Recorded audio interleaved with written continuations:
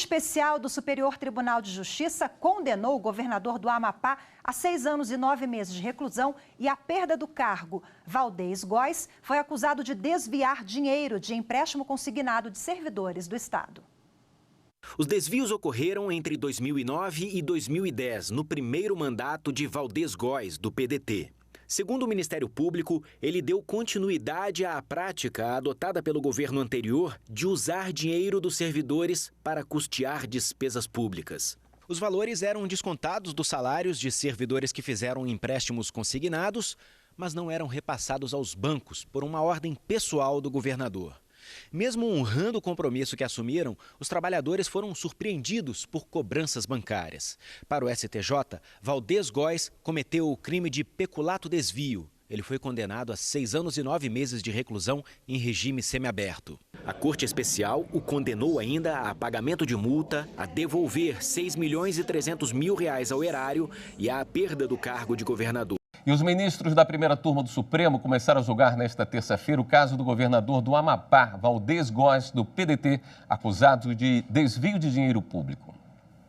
O governador do Amapá foi denunciado pelo crime de peculato. Segundo o Ministério Público, entre 2009 e 2010, no segundo mandato, Valdez Góes teria participado da retenção e do desvio de recursos para o pagamento de empréstimos consignados contraídos por servidores públicos estaduais sem repassar às instituições financeiras. Ele foi absolvido pela primeira instância quando saiu do governo, mas o Ministério Público recorreu. Em 2014, Góes foi eleito governador novamente e o recurso do Ministério Público foi encaminhado ao Superior Tribunal de Justiça. Aí o STJ condenou o político a 6 anos e 9 meses de prisão, a perda do cargo e multa de R$ 6.300.000. Em janeiro do ano passado, o ministro Dias Toffoli suspendeu o processo durante um recesso do Judiciário. No Supremo, a defesa do governador questionou a competência do STJ para o julgamento da apelação e pediu que a absolvição dos corréus fosse estendida a Góes. Na sessão desta terça-feira, o relator, o ministro Luiz Roberto Barroso, não aceitou os argumentos da defesa do governador. Disse que a autoridade pública não pode se aproveitar de recursos alheios diante de uma dificuldade financeira do Estado.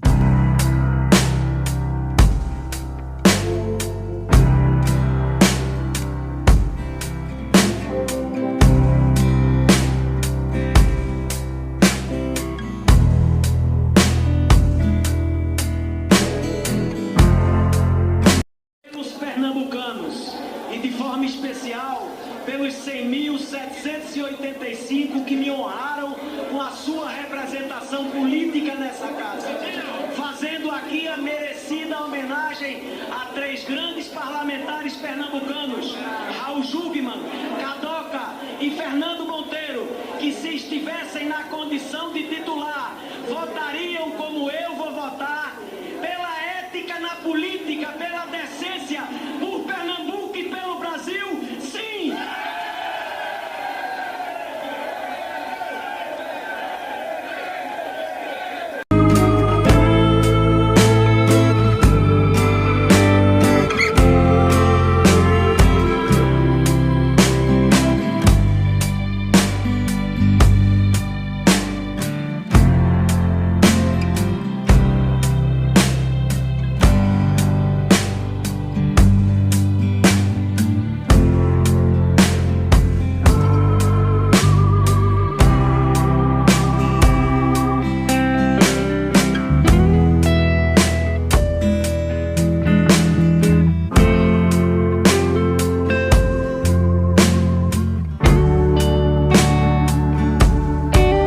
A Procuradoria da República no Distrito Federal pede a condenação do ex-ministro do Trabalho, Carlos Lupe, por improbidade administrativa.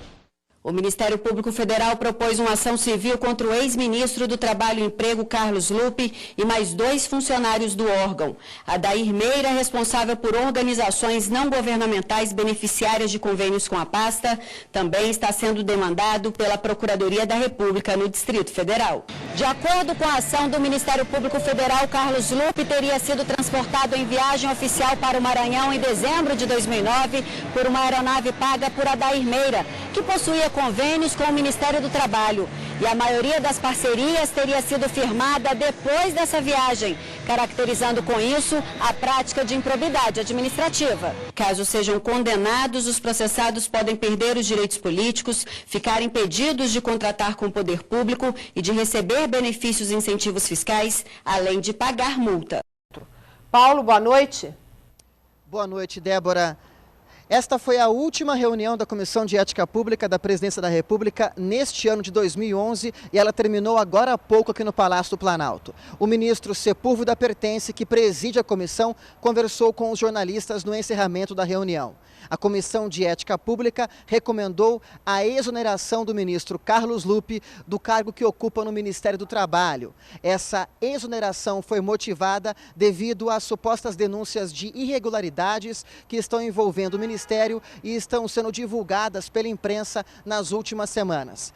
O documento com a recomendação da exoneração do ministro Carlos Lupe do Ministério do Trabalho já foi enviado à presidenta Dilma Rousseff.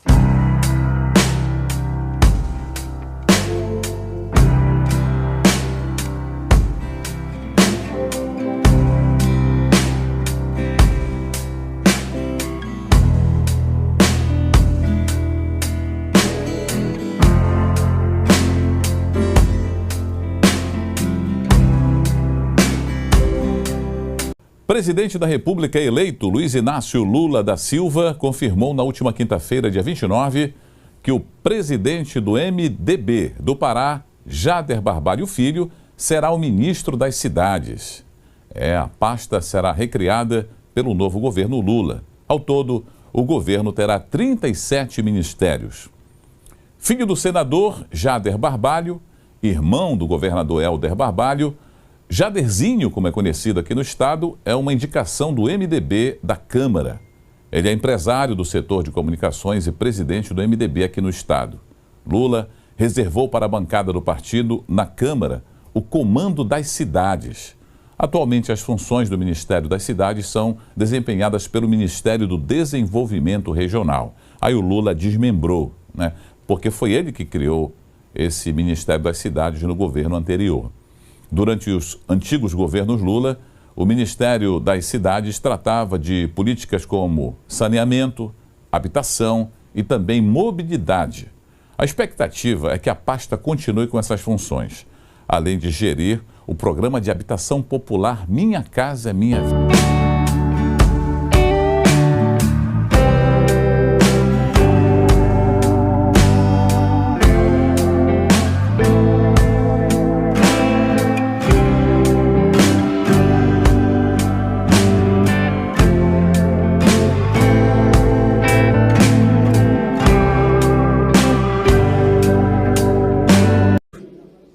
No que tange à segurança no trânsito, um dos pontos mais sensíveis do projeto de lei do Executivo é o relativo aos dispositivos de retenção para crianças, as tão famosas cadeirinhas.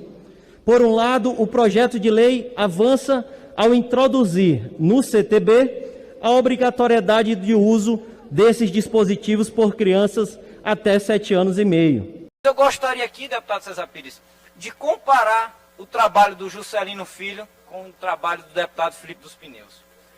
O deputado federal Juscelino Filho, ele comprou um cavalo de R$500 milhão, onde durante a pandemia, pela Assembleia Legislativa, nós doamos 20 toneladas de alimento. Ele até se negou a doar milhas para a passagem de crianças em um programa de TV. Eu doei meu salário no momento de pandemia, onde eu comprei máscara, luvas, álcool em gel. O deputado bate no peito que levou uma faculdade particular para a cidade de Santo Inês, onde uma mensalidade é de R$ 7.500, deputado César Pires. Será que ele pensou naquela mãe que vive de um salário mínimo? Quantas famílias na cidade de Santo Inês têm condição de pagar uma mensalidade de R$ 7.500?